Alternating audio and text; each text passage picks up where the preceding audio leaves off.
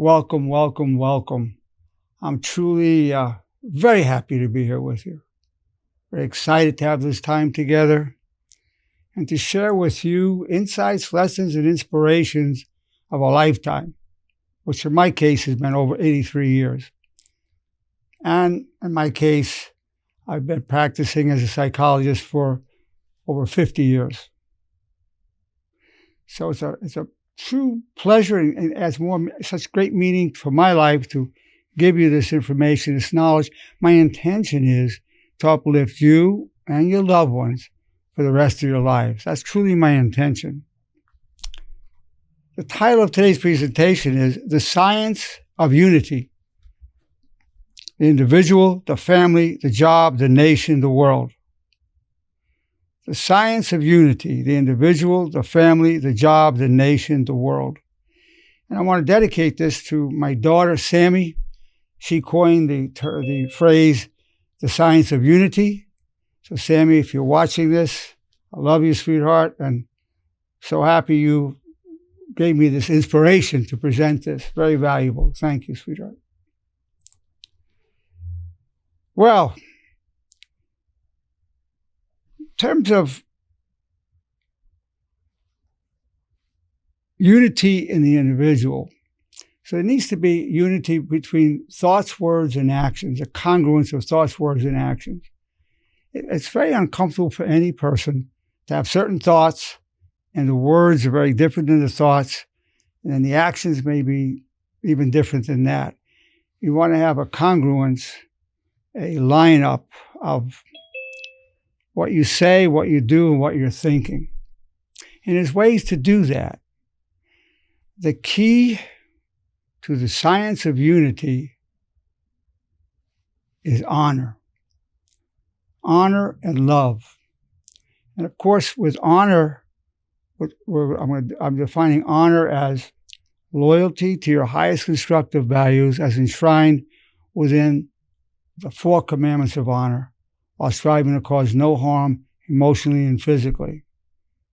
And I call them commandments. They're also principles of honor, in that we're commanding the honor that already resides within ourselves to rise into consciousness in terms of thoughts, words, and actions. So they're commandments from that point of view.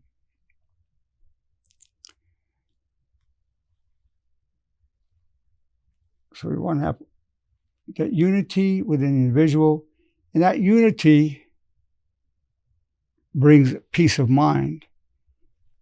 When everything's aligned within our being, that's peace. And you're enjoying yourself. Everything's consistent with ourselves. There's a clarity, there's a light that comes from our eyes when we're like that. Now, when I present these principles, it's consistent with the scriptures of all religions. Every spiritual path there are, everything we'll be talking about is consistent with that. But I won't be quoting scriptures or citing any particular religion or any particular spiritual path, but know that everything I present is always inspired by the divine teachers, always. Now, if you look at interpersonal unity, and by the way, when we talk about unity, we're talking about unity in diversity, not unity in conformity. It's not like people being unified because everybody's pretending to be the same. That's not unity. We're not talking about unity and conformity. We're talking about unity in diversity. And that presupposes that every individual has the right to be their true selves. You have the right to be who you really are, as long as the expression of your true self is done in a respectfully real manner, that is, with kindness, wisdom, and respect of boundaries. You have the right to be who you really are, as long as it's done in a respectfully real manner. It's the only way you can have true unity. Otherwise, what are you unified? People imitating each other, people imitating what they think it is to be a person. No, to have true unity, it has to be based on who you really are. Now, within the family or an interpersonal relationship, we'll go over the 4 commandments of honor. I wish you well. is one of the commandments of honor. I wish you well. Well, by being a well-wisher, that creates unity. That creates a good connection. You may be having negative thoughts about the person. You may even be angry at that person. But you're balancing that thought with I wish you well. Thoughts that pop into your mind do not define who you are. It's based on your genetics, your family upbringing, and societal norms. But you can choose to balance those thoughts with constructive, honorable, positive thoughts, such as I wish you well. But just know this, you don't want to fight the negativity. Just let it be. It's not your fault you're having that. It's just popping into your mind based, again, on your genetics, family upbringing, societal norms. You're more reflection of thought you choose to have. So you're balancing a thought of hostility or a thought that would destroy the unity with I wish you well. But know that the negative feeling, the negative thought is more powerful than the well-wishing in the short term. But by saying I wish you well, what happens is those negative thoughts, the angry thoughts, hostile thoughts, will come less often and with less intensity and less duration. So indirectly that way you do have control over your thinking. So what I'm saying is the two categories of thoughts, ones that pop in your mind that do not define who you are and the ones you choose. Let me demonstrate. Right now, have this thought 3 times, I wish you well. I know you did it effortlessly, naturally, rapidly. A 6-year-old can do that. That shows the power of volition. You can actually choose your thoughts. And in the system of honor that I'll be talking to you about, you're going to be repeating the 4 commandments 3 times a day for the rest of your life to harness the full power to create that science of unity. Okay, next, I take full responsibility for co-creating my reality and my problems. I take full responsibility for co-creating my reality and my problems. Guess what? If you don't do that, you'll be blaming people. You're going through this, you're suffering, you're going through this bad feeling, you're going through this loss. And to the extent you're blaming, you can't have unity while you're in a condition of blaming. If you're in a state of blaming, you will destroy the unity. If you are in a state of blaming, you will be destroying the unity.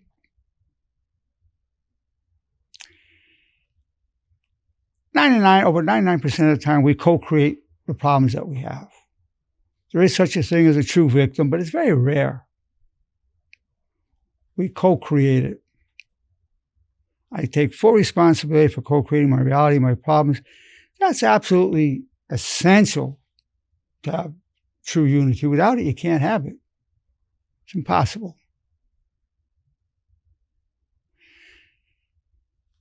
Third commandment of honor, I'm grateful for the power I gain from hardship. I'm grateful for the power I gain from hardship. We know one thing about life, for certain. You've had many hardships. You have suffered. Everybody you know has suffered. Everybody who's ever lived has suffered and will suffer again. So if we're caught up in feeling sorry for ourselves, lamenting, why me? Why is this happening to me? It's hard to then be unified with the people around us. But it's another thing to say, I'm going through a hard time. This is really rough. But you know what? I'm grateful for the power I'm going to gain from this. I'm going to end up with more wisdom. I'm going to end up with more compassion. Now, that keeps a positive flow, which is conducive to unity. And the 4th commandment of honor depends whether you believe in God or not. If you don't wish to address God or don't believe, it's I seek always to serve my highest values. If you do believe, as I do, God, your wish is my only wish. God, your wish is my only wish. In other words, I have no other wish than your wish. That actually gives the spiritual impetus to energize all the commandments of honor and to energize the potential for unity, because causing this unity is against every spiritual path, every religion, every divine teacher to cause that disunity. So that way we get the power of the Word, the power of the Holy Spirit to energize the unity.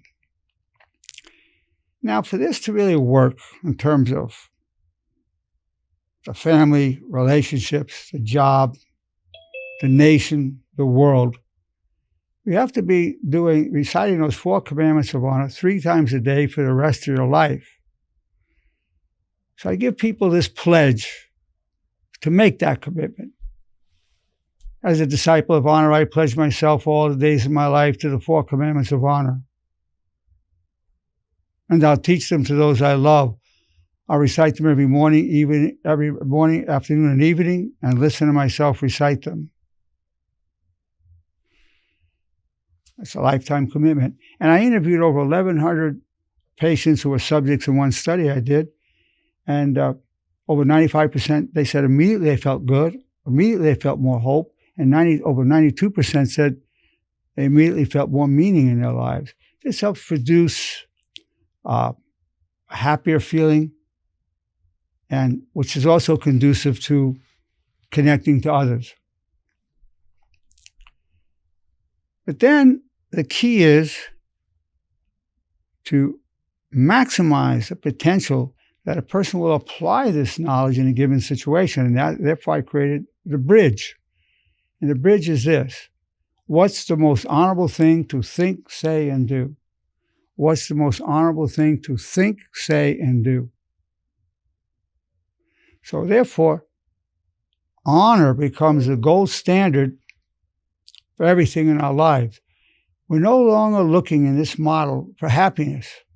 We're not looking for happiness. We're looking for honor, which is the foundation of true happiness. It's a whole different approach. So you have the commandments of honor, you have the pledge, the bridge. Now, as we bring honor into our relationships and into our marriages, we're a well-wisher of our significant other. We're minimizing the blaming. We're trying to follow our highest values or the will of God. And we're grateful for whatever growth we have from suffering we're going to go through in the relationship, because we know, I'm grateful for the power I gained from hardship. We know for a fact that you cannot achieve wisdom without suffering. You cannot have compassion for other people if you never suffered yourself. So these are the great gifts, the great benefits, emotional, psychological, spiritual benefits from the hardships you're going through. And the key is to be able to appreciate that while you're in the hardship, not just in retrospect, but when you're in it. You put your hand in there, you pull it out and say, I'm grateful for this. I call that the mentality of the true warrior. A warrior seeks to gain power from hardship. I'm not talking about a soldier who's a hero, puts himself or herself in harm's way to protect others. I'm talking about a warrior. So that's the essence for keeping unity in the family. Certainly the expression of love, which is honorable to express that love. So here are the laws of love that you want to be reciting on a daily basis that will keep you more loving, because the love produces unity. No question about that. So the thoughts to repeat to ourselves are these: I love you, I adore you, I cherish you, I appreciate you, I respect you, I like you, I'll do anything for you, I'm totally committed to you, I'll always be loyal to you. Next to God, you're my first priority always. By reciting that, you're keeping yourself ready to respond in a loving way. You may be pretty upset. I'm not saying you won't get upset. You will. Then you come in with, I wish you well, I love you, I adore you. You repeat as many of those as you can to remind yourself of the love. What causes disunity is people forget they love each other. People forget how much they love each other. They're upset over somebody dropped some crumbs on the floor. The lovers forgot. You dropped those crumbs on the floor. At that moment, love is forgotten. And it's not the first time you drop those crumbs. I keep telling you, how many times I have to tell you, you're so inconsiderate, you keep dropping those crumbs. And most people are not laughing when they're doing it. And most people, when they start getting upset with the other, most people forget they love the person. That's why you want to be reciting these, because you will forget. We will all forget. These are ways to remember. So by remembering the love, that's part of the science of unity, honor, an integral part of the science of unity. Now, you go to the job. There's so much abuse of power in there, so much disunity going on. Often between management and the workers, it's a war, us against them, management against the worker against management. It's disunified from the get-go. The cure there is you have to be honest. As part of being honorable. Say, well, I'm grateful for what you do to the worker. The worker's going, I'm grateful that you coordinating all this so I can focus on what I'm doing. So gratitude is very important. And it's also important within the family. Hey, I'm so grateful for all you do. I'm grateful you made dinner. Grateful you went out and made money to help put food on the table. The expression of gratitude should also say, in terms of the family, the expression of love, but there's another expression that needs to happen to keep unity. I'm sorry. Apologizing because you're going to be doing things wrong. I'm sorry. A lot of people have problems apologizing. So here are the laws of humility. I apologize. I was wrong. You were right. I'll never do it again. Please forgive me. I've not always lived with honor, but I will die with honor. I apologize. I was wrong. You were right. I'll never do it again. Please forgive me. I've not always lived with honor, but I will die with honor. That creates some combination of those will keep the unity going. People need to hear an apology at times, to know you're remorseful for that they felt hurt and it's key to have fairness in the family. If one person's doing all the giving and the other's doing all the taking, after a while the person goes, hey, I'm doing all the giving, you're just taking. So there has to be fairness. You're going to see throughout this thing, fairness. For unity, fairness is key, and it's a dimension of honor. Being unfair is not honorable. Fairness is a key to unity at every level. Family, relationships, the job, the nation, the world. Fairness. Lack of fairness, lack of justice causes disunity. Absolutely.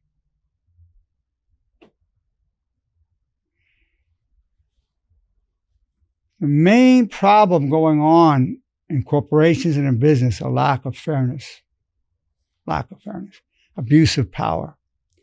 People go and they study all kinds of managerial skills, managerial theories. None of them are going to work without the key factor. All management principles will fail without what I call the law of the key factor. What is it? Fairness.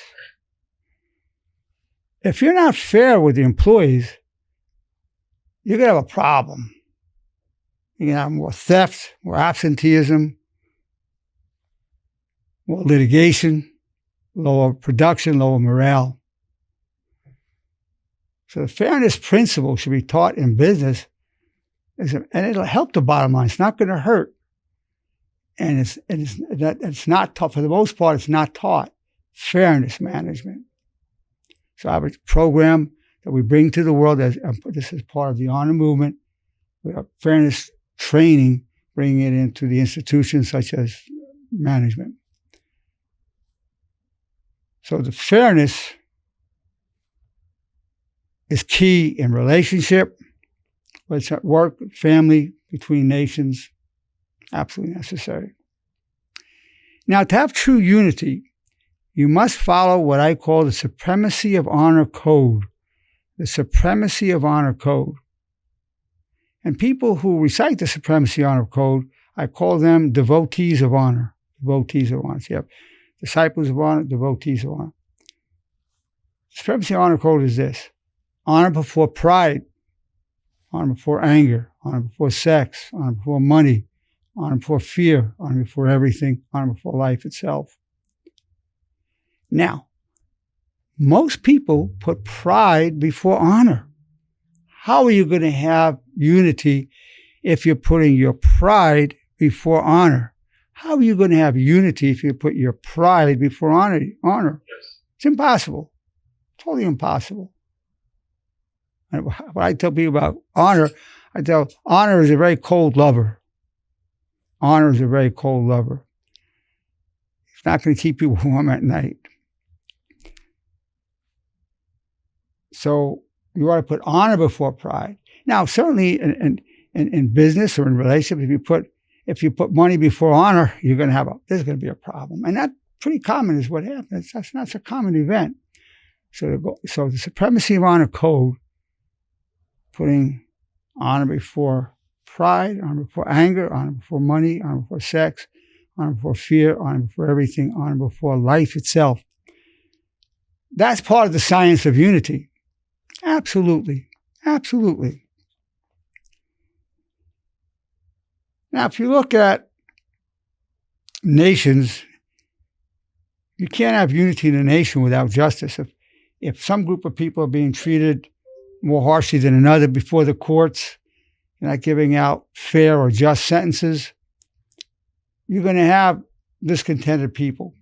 And by the way, I should mention in the workplace, if you're being fair, even if the employees don't like what you want them to do, they say, I really don't want to do this, but you know what? It's fair. Or you can say, you know what? It's not unfair. I'm going to do it, even though I don't like it, because it's not unfair. And we have that fairness in the employment. You're going to have less absenteeism, less theft, less litigation, better morale, better retention of employees. It's a wonderful thing. So at nations, the courts have to be governed only by the principle of justice. Justice is a key dimension in the science of unity. And then we look at the international situation, unity between the nations. We must put honor before self-interest. Honor before self-interest. If any nation puts their self-interest before honor, it's going to be a problem. They're going to exploit other nations that are weaker than them. They're going to exploit them because they're putting themselves first. You have to say, is this the most honorable thing to think, say, and do? That's the standard. You can't have world unity without honor. You can't. Honor must come before self-interest. We're not there yet, but these are the principles the world will need to follow if we're going to proceed to have universal peace, have the unity that we all want. A much better world for all of us. It's going to take a while. Well, this is the science of unity, the individual, the family, the job, the nation, the world. It's been my pleasure to present. Now, I'm going to open it up to discussion to our amazing group of people who are here. And keep in mind, when I invite you to speak or ask questions, everybody will benefit from you as much as they benefit from what I've said, or even benefit more from what you have to say, because they feel less alone, and people feel more part of a community when you speak up. So I'm going to invite all you wonderful, lovely, intelligent human beings to go ahead and please voice your thoughts. Yeah, Hugh. Would you say there are nations that have no honor, and how should we deal with them? Well, the question is, are there nations without honor? Most nations are putting self-interest before honor, some more than others. The best way, as the honor teachings grow and people agree to this is how we want to govern ourselves and govern ourselves within our countries and between nations, we'll move forward. If that doesn't happen, you're just going to have wars and strife and what you're seeing now in the world. really, it's going to have to come every nation. And right now, people say, well, you're doing this, I'm going to have to attack you. Yeah. Unfortunately. But that can be corrected through the science of unity. Thanks for that question. Who else would like to make a comment, ask a question? Hi, Dr. Nerenberg. This is Rachel. Rachel, excellent. So, the other time we met, we talked about basically taking full responsibility and co-creating my reality and my problems. And we spoke about a little bit about what was going on in my marriage, because I actually did, and you put it into perspective tonight about putting pride before honor. Like, I prided myself on being a woman of many things. Like, I'm going to RN school, I work, or, well, not working currently, but, I take care of the house, the kids, my husband, all of these things. And then was just getting upset that I wasn't getting the help that I needed. But I was responsible for co-creating that because I didn't express what was needed and what I needed. And so it caused a disharmony within myself that I created myself. It's just wonderful. Rachel, you're amazing. You're a great example of taking responsibility. Yeah. Saying this, I need this help because I'm really overwhelmed. And then your husband may or may not cooperate with you. If he doesn't, it might keep you upset. But if he does it, that could really help with the problem. Or if he's not going to help directly, say, well, maybe we can hire a housekeeper to come in one day a week or whatever. But if he meets you at least part of the way, halfway or all the way, that would help preserve the unity. And that you're expressing yourself is very important. You have the right to express yourself completely as long as it's done in a respectful, real manner. If you say, oh, you lazy bum, you never do anything, I'm sick and tired of it, well, that's not respectful, real communication. If you say, you know what, I love you, I appreciate that you're out there making a livelihood for us, but I really need, I'm really grateful to you, but I need a little help tonight with the baby, changing the diaper, or if you can make dinner, I'd be so grateful. That's respectful, real communication. And that's a beautiful way. Respectful, real communication is the only honorable way to talk to anybody. And that will help a lot. That's going to help a lot. But you're so wonderful that, you're willing to look within yourself and you're aware. That's what's necessary. Awareness is absolutely necessary. Self-honesty is absolutely necessary to have true unity. Self-awareness, absolutely. Thank you. Thank you for that, Rachel. Really appreciate your input. Dr. Nerenberg, this is Kathy. Kathy, I see your dog there right with you. Yes, what a lovely looking dog. Thank you. My question is regarding the expression of unity. I'm sorry.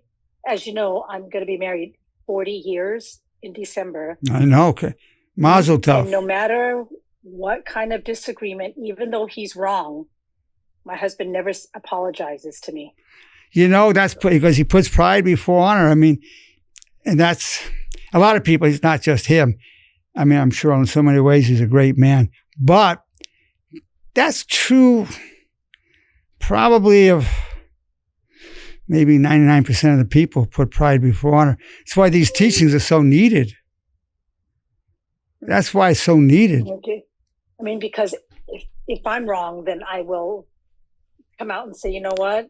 I realized I'm wrong. I'm sorry. Well, you're an aware person, you're a humble person, and you're a disciple of honor. You follow the way of honor. But you're, I don't know, 1 in 1,000, maybe 1 in 10,000. It's pretty rare. People's egos, their vanity, their pride, they're putting that before honor. And if you know that about the person, if you love that person enough, you say, well, I know this about him. I love him. It's never going to change. It's okay. I know he just can't do it. It's like talking to somebody who can't see, he's blind, and you want him to comment on a photograph. Well, he can't do it. He just can't see. It's not in him. So this is at a psychological level. He just can't see what he's doing, can't see that he's wrong, I can't see that requires apologizing and trying to make the other person feel better. He's not alone. That's pretty well the norm, unfortunately. Okay, thank you. I'm glad I'm not alone. Oh, God. But it's wonderful, whatever way you apologize when you do it, that's all you can do. Very good, Kathy. Thank you so much, as always. Thank you. Thank you. Who else would like to add to the group discussion? Dr. Nerenberg, this is Fernando. Fernando. Yes, man. Yeah. Just really quickly, I watched one of your videos this morning. It was on betrayal, and it got me thinking about it. Basically, you stated in that video how when we feel betrayal, we never think about if we've betrayed people, and it kind of made me reflect, as far as like unity in the family. Sometimes a betrayal could be something so simple as making a negative comment about somebody, just tell another family member, and then that family member tells somebody else, and then now it creates conflict. Yeah, backbiting definitely destroys unity. Backbiting definitely destroys unity. Absolutely. Right. That's why it's forbidden in all religions. Yeah, so it just made me reflect, like, even things that are so minimal, we may not interpret as a betrayal or something that could break unity. But sometimes I just felt like, you know what, sometimes it's better to share. If we have something to vent, make sure we vent or talk to somebody that we know it's not going to get back to that person, so it doesn't create a disunity, I guess. It's okay to vent, but to the right people, I guess. Well, also talking to the person himself or herself in a respectful, real manner. But also, if you're going to vent to somebody, you always want to be sure to talk about the positive qualities, because you don't want to just define that other person in terms of the negative quality. This person is a hard worker, it's a very loving person, a good father, good mother, whatever. But also this is going on. That way, it's a whole picture. So if you have to talk about somebody, make sure you're also talking about the positive attributes. Otherwise, it's a distortion. That's important. Yeah, definitely. That's important. No, thank you, Fernando. You always have such good points. Thank you. Dr. Nerenberg, this is Stephanie. This is Stephanie? Stephanie. Oh, Destiny. Okay. God, welcome, Destiny. Destiny. Stephanie, I just wanted to piggyback on Fernando's just because I had recently watched the betrayal one yesterday, actually. And I think it's especially when it's something so close to like having like your family, it's hard to look inward to think, okay, they may have been the betrayal, but there is something I may have triggered in that sense, and to have that open line of communication and to go in with a heart of forgiveness rather than a cold, like being blocked off and not willing to listen to what they're saying. Let me tell you something. When people get negative, one thing can help you. One of the laws of honor. I hope to respond much more to your vulnerability than your negativity. I hope to respond much more to your vulnerability than your negativity, because beneath all negativity, all of it, whether it's anger, aloofness, whatever, it's always vulnerability. The person feels hurt, neglected, abandoned, humiliated, jealous, inferior, overwhelmed. It's always vulnerability under it. And so to the extent that we can respond to the vulnerability instead of negativity, we can maintain the harmony. Let's take, for example, a 2-year-old baby comes up and says, I hate you, I hate you, I hate you. You're not going to say, well, I hate you too, you little brat. I mean, you poop in your diaper and I have to change it. I hate you. You don't say that. You say, come here, Mio. Come here, Mio. I love you, sir. Come here. You kiss him. And that's because you respond to the vulnerability. Well, it really doesn't matter if somebody's 2, 22, 62, 102, 122. To the extent we respond to the vulnerability instead of negativity, we can maintain that unity. So the laws of honor are meant to present as part of the science of unity. Very good point, Destiny. Very good point. Hi, Dr. Nerenberg. It's Emily. Emily. Yes, Emily. How are you doing? I'm so happy to be here with you, and I'm happy to be hearing from you, Emily. Thank you. So something stood out to me when you were talking about fairness. And in my last position with my partner, who is the reason why I left where I was at, my partner, she often, because it was there's no secret that her and the executive director would butt heads and they didn't really get along. Well, the executive director did like me. And at times, I had no awareness of things that had happened prior to me getting there. But I would speak about, certain situations, and my partner would be like, oh, if that were me, she would have done X, Y, and Z, because they didn't get along, and me, I'm not I wasn't the one who was being treated unfairly from my boss, but because my partner was, she resented me for it. So we both lost in the process. And so it was really difficult. Well, see, that's the jealousy. Yeah. So she reacts to jealousy. She's putting jealousy before honor. Yeah. She was jealous, and that's common. People get, in the workplace, people get jealous, and they start tearing each other down, and they betray each other all the time. Happens all the time between co-workers, not just a situation between management and the workers. Yeah. And if she's not aware of herself or not committed to the way of honor, that's what people do. And her main thing was to make money, make sure you didn't get ahead of her. That's another thing. There was that thing of not putting the well-being of the institution first, but putting her self-interest above everything. Absolutely. Yeah. And that was the reason why the executive director didn't like her. It was her behavior, but it was just a complete toxic work environment because of the whole situation. She spread into everybody. And well, Emily, let me tell you something. You can get a job somewhere, and you're lucky if you get a year or 2 years or 3 years where there's unity. Something changes, merger and acquisition, new supervisor comes in, a new manager, a new owner. Some knucklehead steps in, and boom, there it goes. It turns sour fast. So yes. That's more the norm than the exception. So what you went through there, I see it all the time. I mean, I've been doing this a long time. I just see it all the time. And I see rapid changes, very rapid changes. And again, especially, this wasn't the case with you, but especially when people get new managers, they don't know what they're doing. They feel they got to look like they're doing something, so they start making ridiculous calls, or they want to push you out so they can get one of their friends in. I see that a lot. So many things I've seen in corporate America. But, you're a noble soul, and, if you don't work for yourself, you're going to have to just be grateful if you get a year or two where things are unified in a work environment. That's rare. Yes, I agree. Thank you, Doctor. You're most welcome, Emily.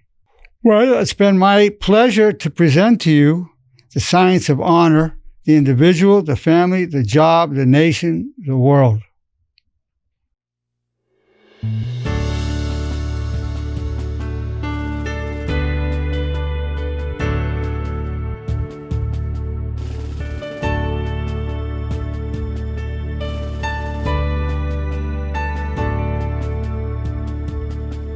The sea of destiny is in your deepest struggle.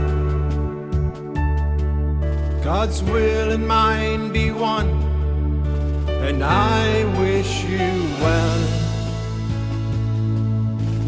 You are co-creator, respectfully real. There's a way in the valley that turns weakness to steel. We're known through all eternity. From strife we gain power, clothed in grace and love, disciples of honor. All the days of our lives refuse the way of shame. We wish nobody harm, have no one to blame. Your high calling will be done, and pure eyes now glow. In darkness craves the good, like waters from the desert flow.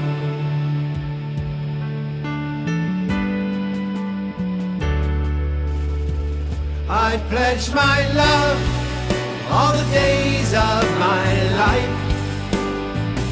I pledge my soul to all that is good. I pledge my heart to my brothers and sisters who you I join in the light, leave a legacy of honor.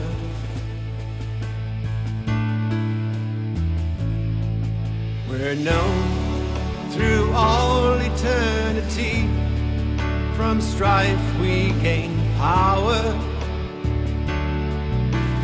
clothed in grace and love, disciples of honor. All the days of our lives refuse the way of shame. We wish nobody harm, have no one to blame. Your high calling will be done, and pure eyes now glow.